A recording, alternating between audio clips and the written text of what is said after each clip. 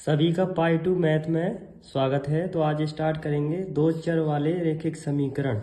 ठीक है, दो चर वाले रैखिक समीकरण क्या होते हैं? जैसे इसका जनरल फॉर्मूला होता है ax प्लस by प्लस सी बराबर 0।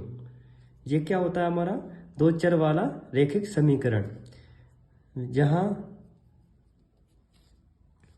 a b c belongs to R में होता है and a and b does not equal to 0। a and b does not equal to 0 नहीं होने चाहिए। तो ये क्या होता है? हमारा जनरल फॉर्मूला होता है दो चर वाले रैखिक समीकरण का, ax plus by plus C equal to 0, जहाँ a b c belongs to R real number हो सकते हैं एंड a और b, a एंड b क्या does not equal to 0, a and b क्या 0 नहीं होगा। तो ये क्या होता है? हमारा दो चर वाला रैखिक समीकरण। फॉर एग्जाम्पल हम एक एग्जाम्पल लिखते हैं, जैसे 3x प्लस 5y प्लस 8 बराबर 0। ये क्या है? हमारा दो चर वाला रैखिक समीकरण है। जैसे x plus y equal to 10, ये भी क्या हमारा दो चर वाला रैखिक समीकरण है। तो दो चर वाले रैखिक समीकरण को हम ग्राफ कैसे खींचते हैं? अब इसमें क्या आ गया? दो चर वाले रैखिक समीकरण। तो इसमें रैखिक समीकरण मीन्स क्या होता है? एक लाइन, इसका ग्राफ खींचने पर क्या आएगा? हमारा एक स्ट्रेट लाइन आएगी। क्या आएगी? हमारी एक स्ट्रेट लाइन। चलो कैसे इसका ग्राफ हम कैसे खींचते हैं? सपोज हमने एक एग्जाम्पल ले लिया, x plus y equal to 10। ये हमारा क्या है? टू वेरिएबल लीनियर इक्वेशन है। इसका हमें क्या खींचना है? ग्राफ खींचना है। तो कैसे ग्राफ खींचेंगे? तो देखो, ये क्या है? x वेरिएबल है और ये क्या है? y वेरिएबल है। तो दो वेरिएबल्स हैं, तो क्या हो गया? टू डायमेंशन में ये क्या ग्राफ खींचेगा? टू डायमेंशन में। तो हम चलो सबसे पहले इसके डायमेंशन बना लेते हैं। 1, ये 2, ये x एक्सिस और ये y। ठीक है, तो ये क्या होती है? x डैश, और यहाँ पर क्या होगा? y dash. क्लियर? ये कितना हो जाएगा? यहाँ पर 0। यहाँ पर सारे नंबर क्या चलते हैं? Positive number. तो 1 2 3 4 5 6 7 8 सो ऑन। यहाँ पर क्या चलता है? 1 2 3 4 5 6 7। ठीक है, या हम ग्राफ पेपर भी यूज कर सकते हैं। ग्राफ पेपर से भी क्या है, ये हमें खींचना नहीं पड़ेगा। ग्राफ पेपर में क्या है? सीधा दिया रहता है, सीधे हम उसको शो कर देंगे। -1 -2 -3 -4 -5 -6 -7। यहाँ पर माइनस चलता है, -1 -2 -3 -4 -5 -6 -7 -8। अब मैंने बताया था, पिछले वीडियो में बता चुका हूं कि जब भी कोई स्ट्रेट लाइन खींची जाती है उसके लिए कम से कम कितने कोऑर्डिनेट होने चाहिए? दो कोऑर्डिनेट हमें मालूम होने चाहिए।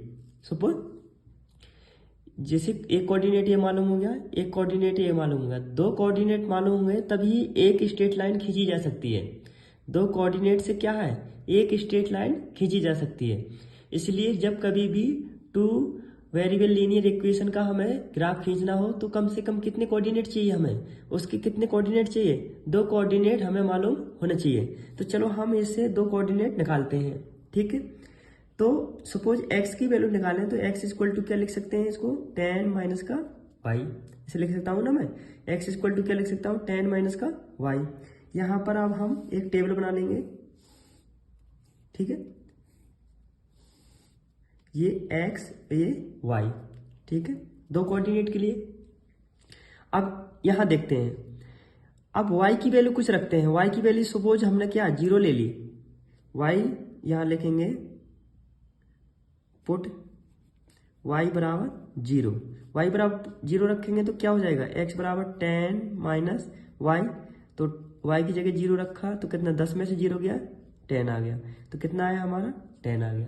क्लियर? अब y इक्वल टू, जैसे हमने 2 रख दिया, सपोज कुछ भी नंबर रख दो, तो x इक्वल टू कितना हो जाएगा? 10 माइनस 2 इक्वल टू 8 हो गया। ठीक है, समझ में आया ना? तो देखो y इक्वल टू 2 रखने पर हमें x कितना मिल रहा है? 8 मिल रहा है। और जब y इक्वल टू 0 रखा तो कितना मिल रहा था? 10 मिल रहा था। तो हमारे कोऑर्डिनेट क्या हो गए? पहला कोऑर्डिनेट क्या हो गया, एक्स कॉमा वाई हुई तो होता है, पहला क्या हो गया 10, 0। दूसरा क्या हो गया एक्स कॉमा वाई, दूसरा कोऑर्डिनेट कितना हो गया 8। ठीक है, ये कितना हो गया 8,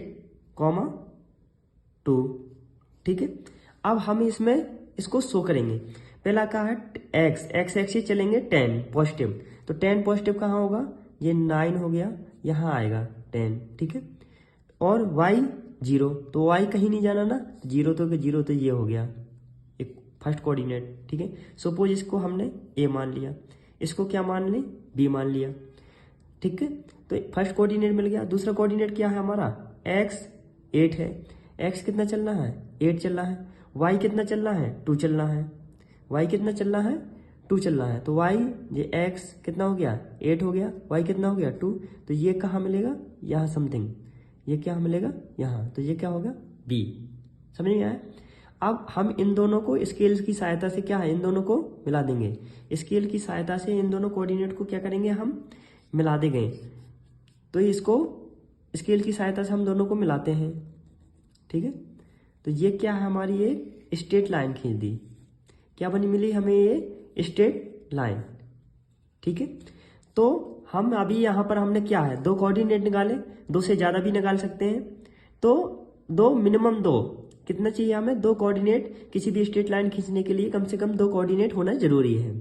ठीक है, इसलिए जब कभी भी हम किसी भी 2 वेरिएबल लीनियर इक्वेशन का ग्राफ खींचना हो तो कम से कम कितने कोऑर्डिनेट निकालना जरूरी है 2 कोऑर्डिनेट निकालेंगे, और उनके क्या है पहले एक्स या वाई की वैल्यू रखेंगे। पुट हमने क्या किया था यहाँ पर 0 रख दिया तो हमारा एक्स मिल गया, फिर वाई इक्वल टू 2 रख दिया तो